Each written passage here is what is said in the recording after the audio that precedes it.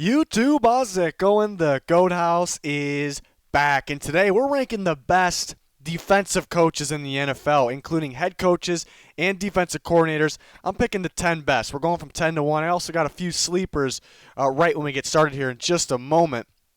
Please subscribe to our channel. We actually have two channels, more content on the way in the future. That second channel recently at 50K. Appreciate you guys very much. Let's keep on grinding.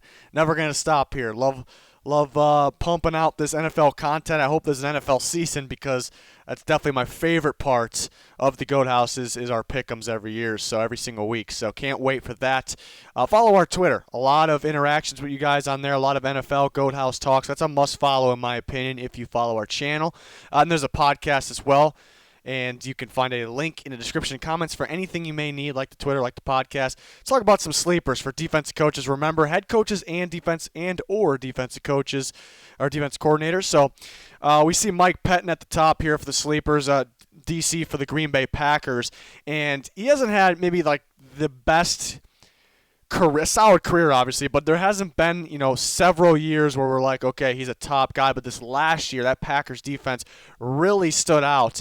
And I thought it got pretty unique, too, mainly with the addition of Zadarius Smith. And I give credit to Mike Pettin for kind of realizing his talents and using him in the unique way that he's used, and not just – he's an edge rusher, but he's more than that if you actually watch him play. So I give a lot of credit to Mike Pettin there in really finding the talent to get this thing together here. Brian Flores is the head coach of the Miami Dolphins. Got that Bill Belichick, that Patriots background. And a couple years ago when the Patriots won the Super Bowl, Brian Flores was a big reason for that defense succeeding. It really started succeeding when they hit the playoffs. And he was a big reason for that. Bill Belichick kind of didn't really give him the keys, but close enough to run that defense. So, and he's starting to put together that Dolphins defense as well. Kyle Van Noy, familiar face, players that kind of fit that type of unique defense. Last year didn't really have that. And they were tanking for Tua, of course. So and they succeeded there. So now everything's set. This is for this next season. So Flores, I expect to keep on climbing. Todd Bowles, head coaching job didn't really work out with the Jets. Yeah, he didn't really have the talent there, but this guy's a very good defensive coach. And we see how much improved, I should say, the Buccaneers defense got with Todd Bowles there.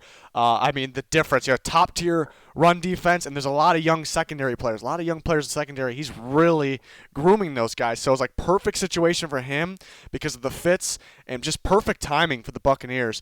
And then Steve Spagnuolo needs to get some more respect. It was a first-year guy for the Kansas City Chiefs. He had to switch the scheme. He's got to do what he believes. They were playing a 3-4.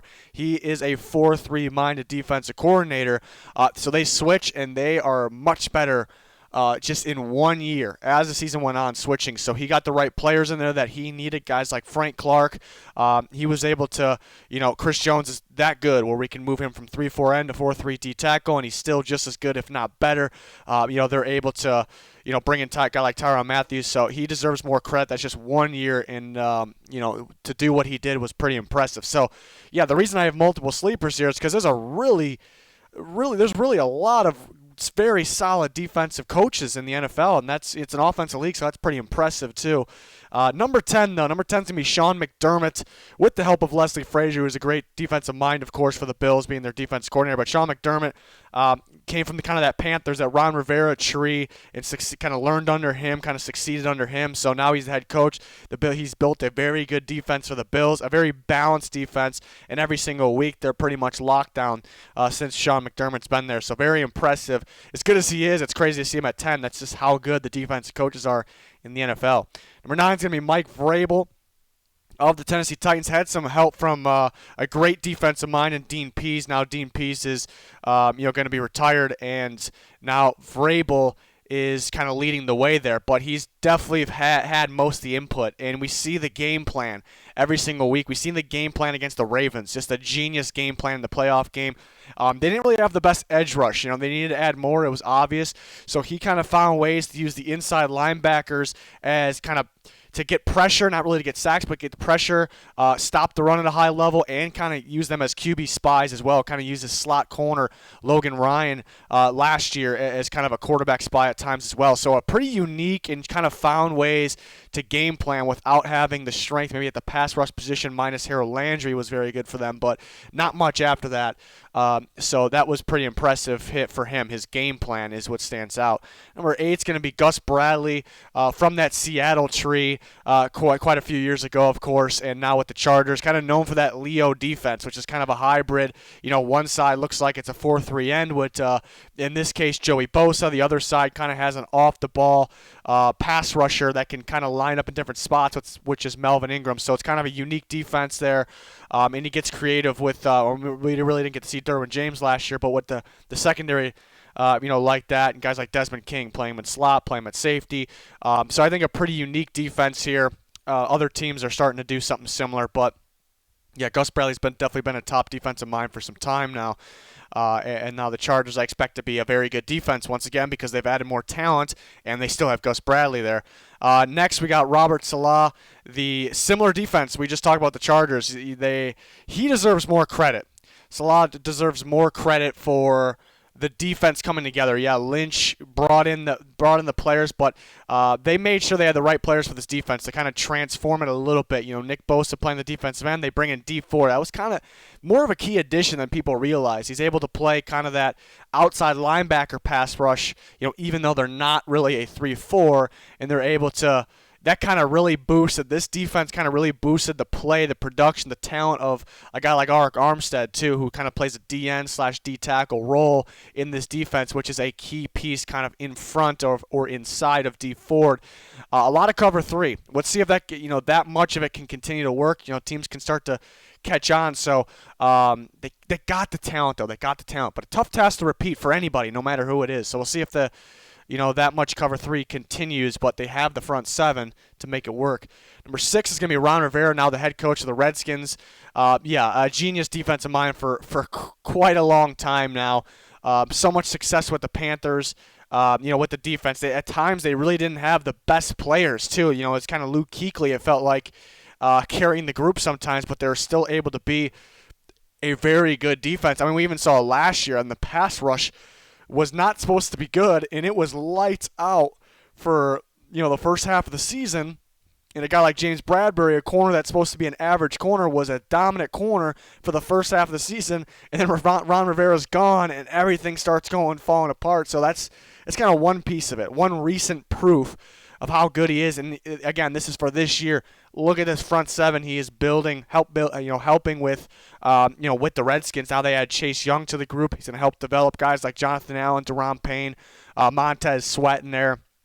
They didn't need to get the star talent in the secondary because he knows how to, have that front 7 produce. So he got just the right fits in the secondary. So this defense should be really good here.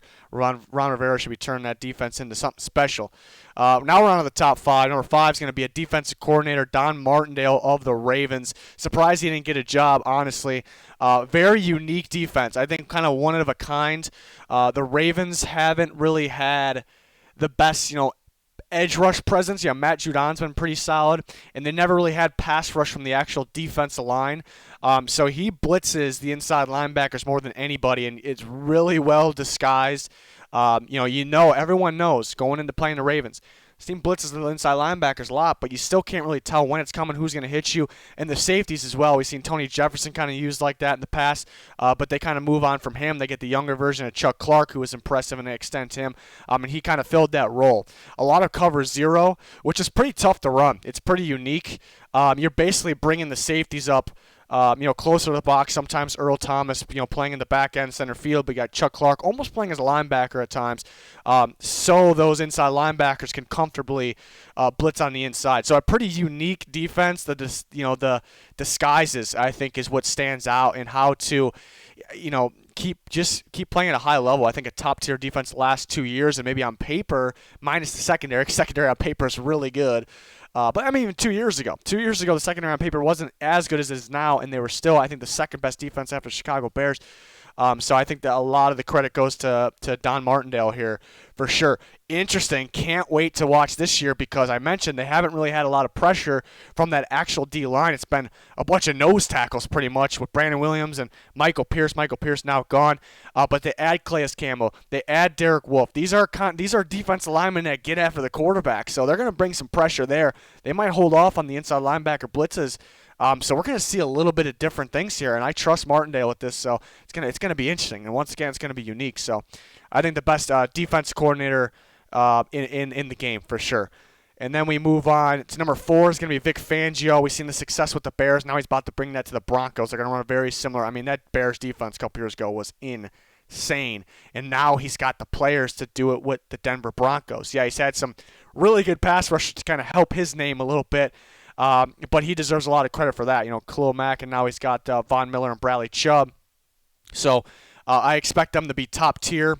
Of course, he's got the right players in there to make his defense work.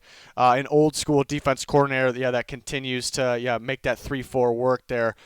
So I'm very, very excited to see what they got here, and it shows how good the defensive coaches are with Vic Fangio at 4 because he's definitely a top tier guy. Number 3 is going to be Mike Zimmer of the Vikings. I think you take Zimmer away from the Vikings defense and you got a big problem because he's not really involved in the offense at all. Sometimes his on the offensive side is clock management, timeout management, not really a strong suit. But that defense, that's what kind of keeps him there, and that's what keeps the Vikings alive. How well coached is another guy that disguises his blitzes really better than pretty much anybody in the game.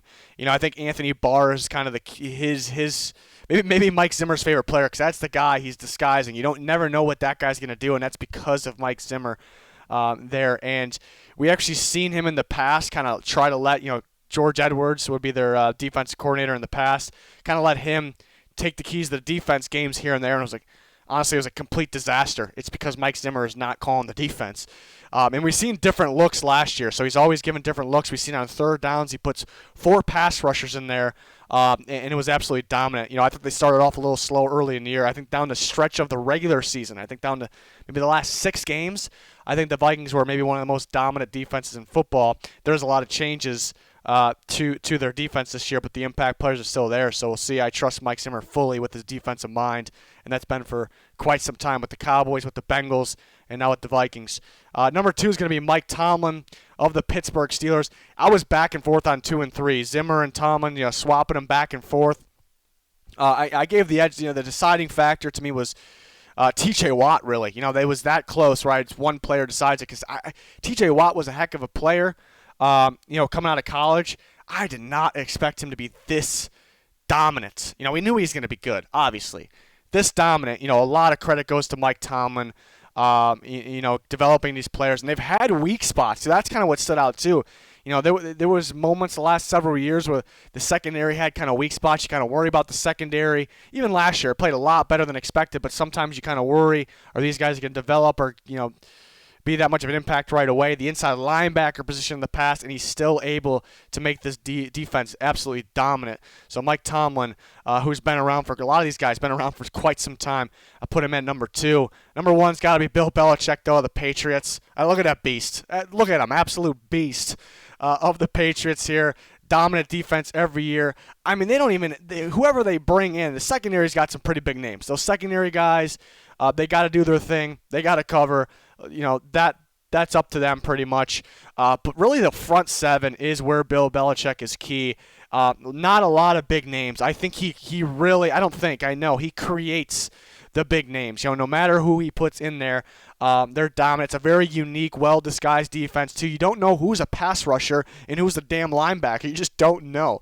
You look at Kyle Van Noy, Jamie Collins. Jamie Collins was dominant on the Patriots. He left, came back. He's dominant again, struggled in the middle there. You just don't know if these guys are pass rushers or not. Nobody really knows. Sometimes they are, sometimes they aren't. He really gets in your head. They haven't really had in quite some. They've used to have some dominant defensive linemen in the past. Well in the past, obviously. But they've kind of been lacking there, but they still find ways to be dominant, and guys move on and get paid. You see Trey Flowers, guys like that. It just continues to happen just because the uniqueness of this defense mainly and how it makes good players go from good to great. So I think it's a clear number one. But at the same time, like you could almost talk like, there's game, because I watch so much football. There's games where watching the Steelers defense last year, I'm like, Mike Tomlin is the best defensive mind in football. Same thing with the Vikings. I remember that Chargers game last year for the Vikings. He just kept throwing in forward pass rushers on the D line in the perfect situations where it was so obvious they're throwing, and they created an insane amount of turnovers. I'm thinking Mike Zimmer is the best defense coach I've ever seen. But then you got Bill Belichick doing his thing every single week, and you say the same thing. So there's just so many of those guys that are just. I feel like there's multiple number ones. I think it's no question that if you rank them that you have to put Bill Belichick at number one. But there's just so many, especially with the offensive league. It's taking over these spread offenses, and that's kind of what beats. Kind of what beats some of these guys sometimes. These old school coaches, that's kind of their kryptonite there. So we'll see if they can keep on keeping on here against these crazy new offenses. So. Yeah, very impressive, though, how many of these coaches there are. So let me know your guys' thoughts, your rankings in the comments. Please smash that like button. We'd really appreciate that. Also, a subscription to both channels would really be appreciated. A follow on that Twitter. My opinion, it's a must-follow if you like the NFL, if you like the Goat House. Link in the description comments to every single video for that Twitter. Anything that you may need down there, you'll check it out, hopefully. But that's going to do it for this one. Thanks, everyone, for watching. Goodbye.